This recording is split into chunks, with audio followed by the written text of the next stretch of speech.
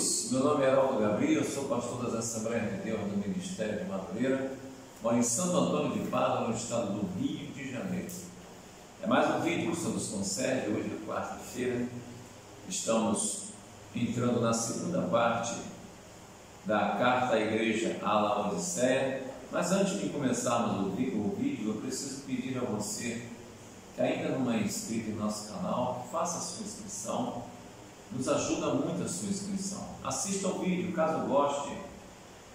Deixe aí registrado o seu joinha, tá bom? O seu like. Acione o sininho para receber os nossos vídeos às segundas, quartas e sextas-feiras. E também compartilhe esse vídeo para levarmos a palavra de Deus aos confins da terra. Queridos, nós começamos a falar segunda-feira, sobre a carta de Jesus à igreja de Laodiceia. É a última carta das 7 igrejas e nós precisamos hoje comentar um pouco mais sobre a ênfase dessa carta, o teor dessa carta. Essa carta, ela dá a essa igreja de Laodiceia, ela é contemporânea à igreja de Filadélfia, que representa a igreja de Jesus do ano de 1750 até o ano 2020. Ou seja, a igreja de Jesus na terra, ela tem a ver com as cartas de Laodiceia e Filadélfia, porque entre nós existem duas igrejas, uma igreja avivada e uma igreja morna que está perdendo a sua identidade com Cristo. Mas vamos ao que interessa aqui rapidamente. Ele vai falando no verso de número 14, ao anjo da igreja de Laodiceia. Ele no 15, ele fala que conhece as obras da igreja de Laodiceia, que não é frio nem quente, quem dera se fosse frio ou quente. E assim ele fala no 16, assim porque és morno e não és frio nem quente, vomitar-te-ei da minha boca. E ele fala no 17, como diz: rico sou, estou enriquecido e de nada tenho falta, e não sabes que és um desgraçado e miserável e pobre e cego e nu. Queridos amados, é interessante nós notarmos nessa carta que o Senhor Jesus não só ele conhece a igreja, ele anda através do seu Espírito no meio da igreja, ele conhece os membros da sua igreja, ele conhece a direção da sua igreja, a diretoria da sua igreja, tá? E ele sabe do que a igreja precisa, tá? E ele conhece as fraquezas e conhece as deficiências de cada igreja. Isso aí é algo que nós não podemos nunca subestimar, o poder, tá, de sondagem espiritual que o nosso Deus tem através do Espírito Santo.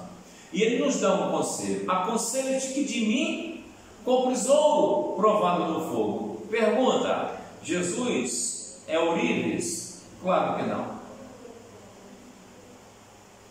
Aconselho que de mim compre roupas brancas, para que te vistas e não apareça a vergonha da tua nudez. Mais uma pergunta: Jesus é alfaiate? Claro que não. Ele fala o seguinte: que unjas os teus olhos com colírio para que vejas. Jesus, ele tem alguma farmacologia, ele fabrica algum tipo de remédio oftalmológico para poder vender colírio para alguém? Claro que não. E ele não vai mais além, mas eu vou me reter aqui, porque esses conselhos que ele dá, ele faz alusão ao cotidiano da cidade de Laodiceia. Vejamos o seguinte: aconselho que de mim compre ouro provado no fogo, para que enriqueças. Por que ele manda que compra ouro? Porque a população de Laodiceia, ela tinha facilidade de possuir riquezas. Era uma cidade próspera, ali havia muitas formas de se ganhar dinheiro, lícita e ilicitamente. Então, qualquer pessoa que fosse para ali, ou bem ou mal intencionada, ganharia dinheiro. A bem intencionada ganharia dinheiro com o seu trabalho, que era valorizado e era bem pago, e todos ali eram sindicalizados. Havia um apoio ao trabalhador classista. Só que os trabalhadores classistas, nos sindicatos deles, antes deles se afiliarem para qualquer coisa, eles tinham que fazer uma promessa, um juramento de adorar ao Deus daquele sindicato, porque cada representação de classe ali adorava um Deus pagão. E as pessoas acabavam entrando nesse métier para quê? Para poder também terem acesso a essas riquezas. E se o cara fosse para lá mal intencionado, ele teria onde se enriquecer ilicitamente, tá? Ou contrabandeando, ou roubando, ou a forma que o ilícito sabe fazer. A segunda, então, a primeira coisa, aconselho que de mim compre ouro provado no fogo. Por quê? Porque o ouro provado no fogo, ele mostra o seu real teor de pureza. E as verdades de Deus, elas são como o ouro provado no fogo, são teor de pureza que leva o homem a ser lavado, a alcançar um grau de santidade. A segunda coisa que ele fala é o seguinte: e compre de mim roupas brancas para que vistas e não apareça a vergonha da tua nudez. Por que comprar roupas brancas num deserto, num lugar cheio de poeira? Porque a roupa branca, ela é um símbolo da pureza. E também porque Laodiceia era um centro criador de um tipo de ovelha negra. E essas ovelhas, ela tinha uma lã, produzia uma lã muito cara. Para ter uma ideia, o tecido fiado, feito com o fio dessa lã negra, ele era vendido por preço exorbitante. E todos ganhavam. Ganhava quem criava a ovelha, ganhava o pastor, ganhava o que fazia o insumo para ajudar a cuidar da ovelha, ganhava o que catava o estrume da ovelha, ganhava o que tosqueava a ovelha, ganhava o que tirava o fio da lã e fazia o fio, ganhava a fábrica de roupa, ganhava os mercadores que paravam ali para comprar. Todos ganhavam. Era fácil ter vida física, financeira muito boa na Laodiceia. E o pessoal se acostumou com isso, e Jesus, fazendo alusão a isso, ele fala: aconselho que de mim vocês comprem vestes brancas. Por quê? Porque quando você entra na palavra e recebe a Jesus como seu Senhor e Salvador, e o confessa e deixa o mundo do pecado, você começa a ser purificado pela palavra, e a palavra torna você puro. É umas vestes espirituais brancas como a neve. E no final aqui do verso 15, ele fala o seguinte: e que unjas os teus olhos com colírio para que vejas. Amados, presta bem atenção como Jesus poderia falar isso para uma cidade cujo potencial farmacêutico era justamente a fabricação de um tipo de pó, de um tipo de mistura, que depois, misturado talvez com água ou com outro princípio ativo, passava nos olhos e curava vários tipos de deformidade nos olhos. Era impressionante. Então era fácil ter esse tipo de unguento, de colírio, de remédio lá. A farmacologia lá, ela era forte. A medicina lá era forte. O que acontece? E Jesus entra num contraste com ele e fala: eu aconselho que de mim vocês comprem colírio para que unjas os vossos olhos. Por quê, queridos? Se nós formos voltar ao passado, nós vamos ver que no passado havia 5 tipos de unção no ser humano. Era a unção no lobo da orelha, era a unção nos lábios, nos olhos, era a unção nas mãos e nos pés. Tá? E a unção, ela continuou valendo, a unção vale até hoje. Tá? Mas ele fala: olha, vocês têm isso tudo, mas vocês são cegos. São cegos. Vocês não estão enxergando nada.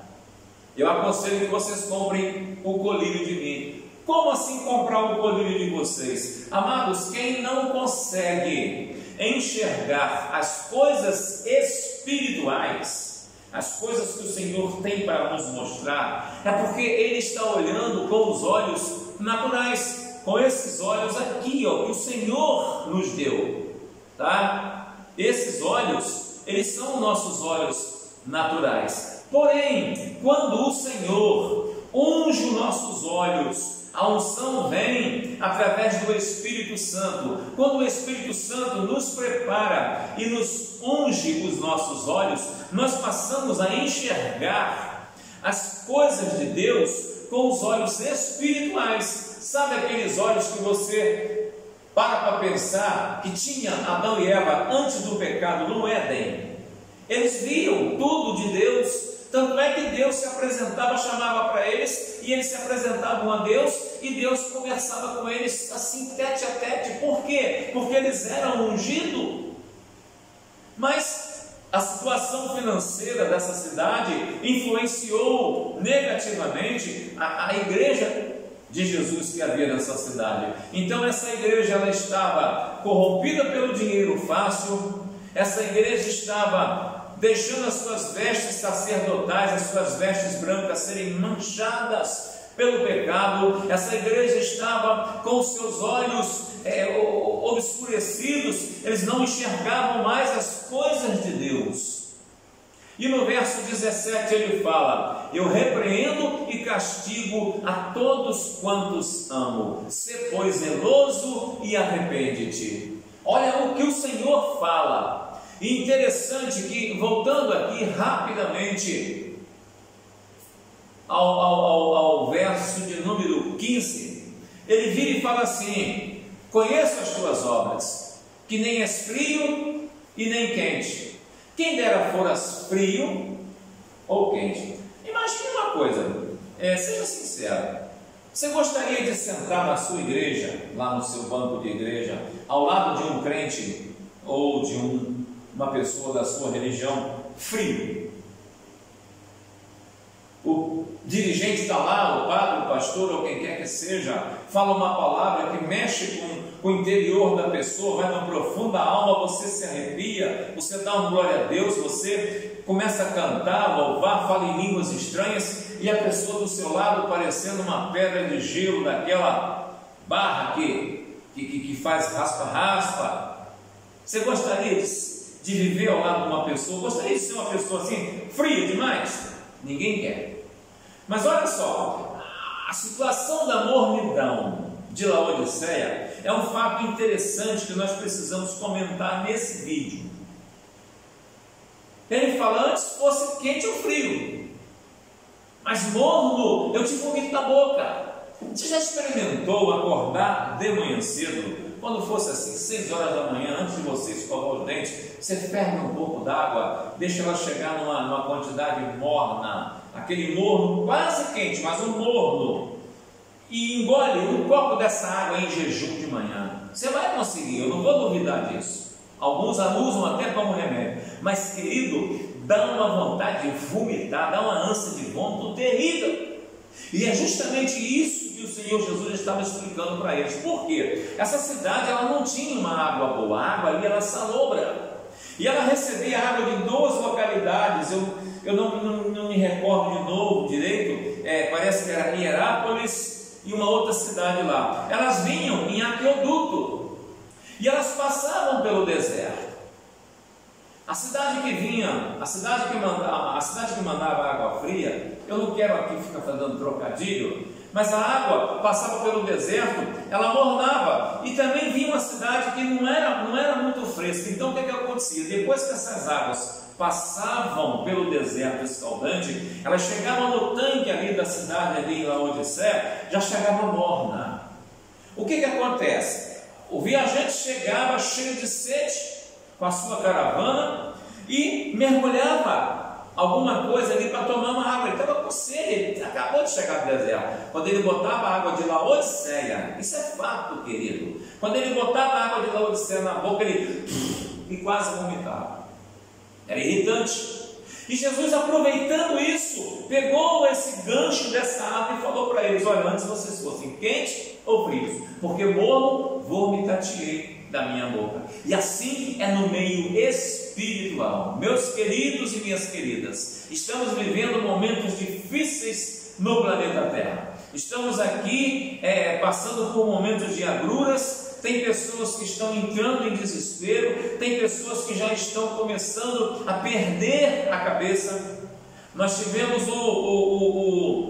a notícia, eu não me recordo, que eu não sou de ver muita televisão, e eu estou sem televisão também, porque a nossa televisão, junto com alguns objetos nossos, estão vindo pelo container de Portugal para cá, é de navio, demora um pouco mais. Mas chegou a nós a notícia pela rede social que o ator Flávio Migliaccio, ele fez uma vez um seriado, quando eu era novo, eu gostava de assistir, Shazam, Xerife e Companhia, e eu gostava desse ator. Ele suicidou-se. Uma pessoa que a gente via que era tranquilo, cometeu suicídio. Sabe o que é isso? Desespero de causa. Isso aí é quando a pessoa tira a própria vida. Ela não tem mais solução para nada, ela já não vê mais solução para nada. Tudo que ela olha em volta perdeu o sentido, perdeu o valor, perdeu o seu propósito. E isso tem acontecido na vida do cotidiano de hoje. Aconteceu com essa igreja na época lá, a igreja de Laodiceia passou por esses momentos. Por quê? Porque nada na igreja tinha mais sentido. O que tinha sentido estava extra a parede da igreja. O que tinha sentido era a conta bancária. O que tinha sentido era a criação de ovelha. O que tinha sentido era a venda dos remédios. O que tinha sentido era a negociata. Nada tinha sentido, nada fazia sentido para aquela igreja de Laodiceia. Queridos, e hoje não está diferente. Muitas pessoas estão tentando viver o evangelho da enganação. Evangelho, queridos, é o poder de Deus. Evangelho é de cura, de libertação, de milagre. Evangelho não existe para negociata. O Evangelho não pode permitir, a igreja que prega o Evangelho não pode permitir que o mundo se aprofunde dentro da igreja. A igreja precisa entrar no mundo e ganhar as almas. E Laodiceia perdeu essa identidade, perdeu essa identidade. Eu fico preocupado. Por quê? Porque muitas pessoas estão deixando de acreditar no evangelho puro e simples. O evangelho que Jesus pregou era o evangelho puro e simples. O evangelho que estão pregando hoje, ele precisa vir com uma rosa ungida, ele precisa vir com um sabonete ungido, ele precisa vir com uma toalha ungida, ele precisa vir com algum implemento. E o apóstolo Paulo foi muito categórico quando ele disse: olha, presta bem atenção, eu sou Paulo, vosso apóstolo, apóstolo gentil. Se eu aparecer, ou até mesmo um anjo aparecer e apresentar a vocês um evangelho diferente desse que eu vos tenho pregado, seja anátema, ou seja, seja maldito. Queridos, a igreja está prestes a deixar esse plano, a igreja está prestes a subir, mas só vai subir aquele que tiver o nome escrito no livro da vida. Eu creio nessa palavra. Você pode crer?